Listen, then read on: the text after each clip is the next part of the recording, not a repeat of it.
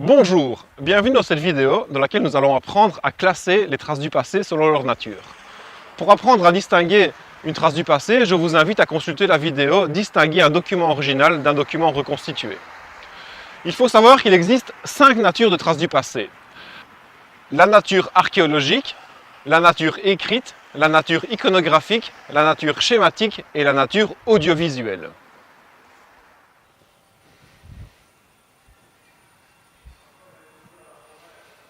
Les traces du passé de nature archéologique comprennent tout d'abord les monuments et bâtiments anciens, qu'ils soient en ruine comme cette abbaye médiévale de Villers-la-Ville ou toujours en fonction et debout comme cette superbe collégiale Saint-Barthélemy qui se trouve derrière moi.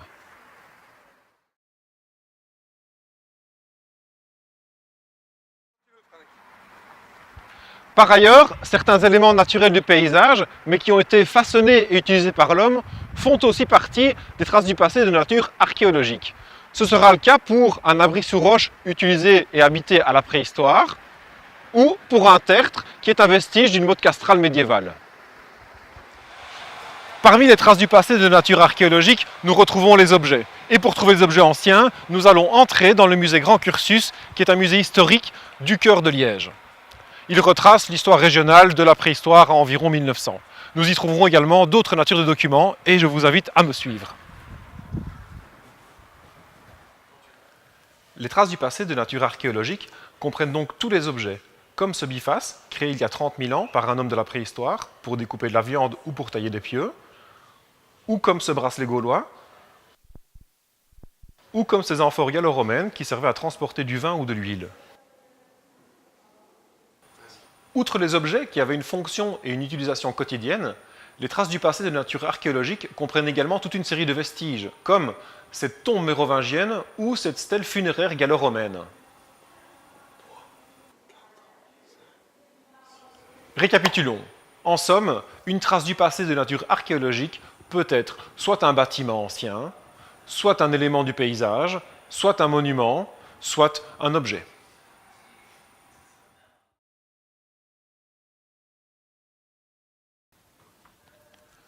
Voyons maintenant ce qui est considéré comme une trace du passé de nature écrite. Comme son nom l'indique, une trace du passé de nature écrite va comprendre de l'écrit, et ce, peu importe le support ou le moyen d'écriture utilisé.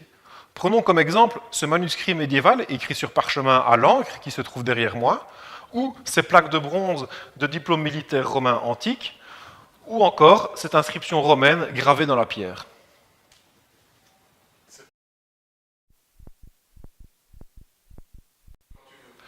Intéressons-nous maintenant à une troisième nature de traces du passé, la nature iconographique.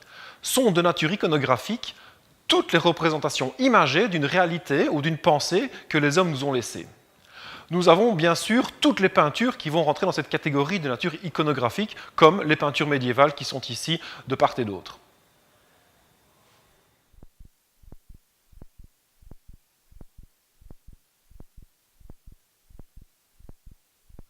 Outre les peintures, toutes les sculptures vont également rentrer dans les documents de nature iconographique.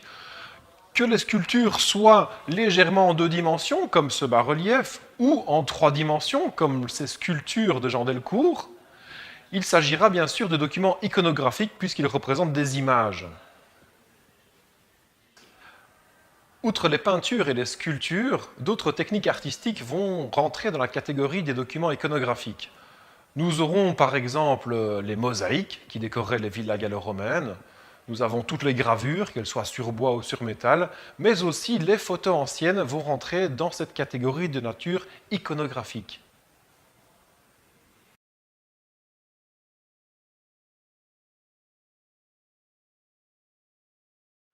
La quatrième nature de traces du passé est la nature schématique. Nous y retrouvons toutes les cartes et les plans anciens. Ici, au musée, nous découvrons cette carte de la principauté de Liège qui est datée de 1720. Ce n'est bien sûr pas la nature la plus représentée parmi toutes les traces du passé, mais nous en connaissons déjà qui sont datées de l'Antiquité, comme ce plan de la ville de Nippur qui est daté du 2e millénaire avant Jésus-Christ, ou comme cette carte du monde médiéval de la moitié du XIe siècle. La cinquième et dernière nature de document est la nature audiovisuelle. Nous y retrouvons premièrement les enregistrements sonores et vidéo réalisés dans le passé. Nous ne trouverons donc pas de traces du passé de nature audiovisuelle avant le milieu du XIXe siècle et la mise au point de systèmes d'enregistrement. Nous pouvons prendre comme exemple cette sortie d'usine filmée par les frères Lumière en 1895. Comme enregistrement sonore, prenons comme exemple l'appel à la radio du général de Gaulle le 18 juin 1940, qui est resté célèbre. Moi, général de Gaulle, j'entreprends ici, en Angleterre, cette tâche nationale.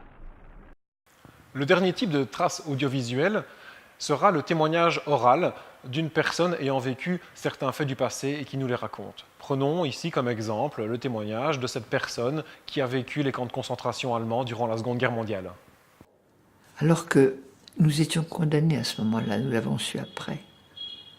Parce que l'ordre supérieur, Hitler et tous ceux qui l'accompagnaient, c'était qu'il ne devait jamais y avoir de survivants, de rescapés vivants.